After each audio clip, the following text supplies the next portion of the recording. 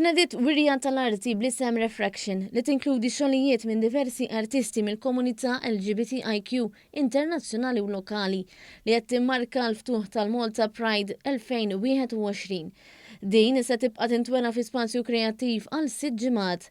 Din hija biss l-ewwel avveniment minn programm sħiħ organizzat minn Allied Rainbow Communities bit-tema #YouAreIncluded.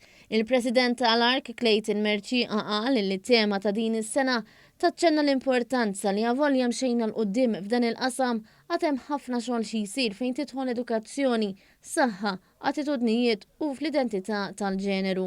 Fl-aħħar nagħlqu mbagħad il-ġimgħa tal-Pride Week bil-kunċert li jismu You Are Included li hija ċelebrazzjoni tad-diversità kollha tagħna. U hemmhekk ħajsir il-ġnien Largotti fejn nistgħu mbagħad isu bħala kunċert nifirħu b'dak li għamilna aħna. Il-ċermen tal-Fondazzjoni Kreattività Rupert Ċefaj tenna li huwa kuntent li Allied Rainbow Communities għażlu li jniedu l-programm ta' Malta Pride Week propju fi spazju kreattiv. Li fost l-attivitajiet għal din iċ-ċelebrazzjoni hemm l-aspett kreattiv. Il-Ministru għall-Ugwaljanza u Imbonniċi żar l-esibizzjoni fakkar fit-traġitt ta' Malta fejn tidħol l-ugwaljanza.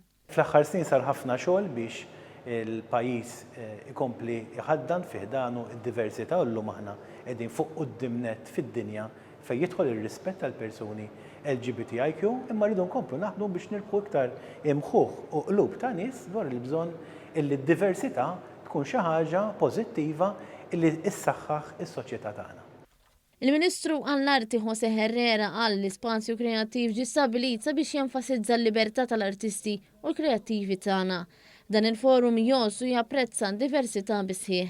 L-esibizzjoni Refraction se tibqa' miftuħa sal-24 Ottubru.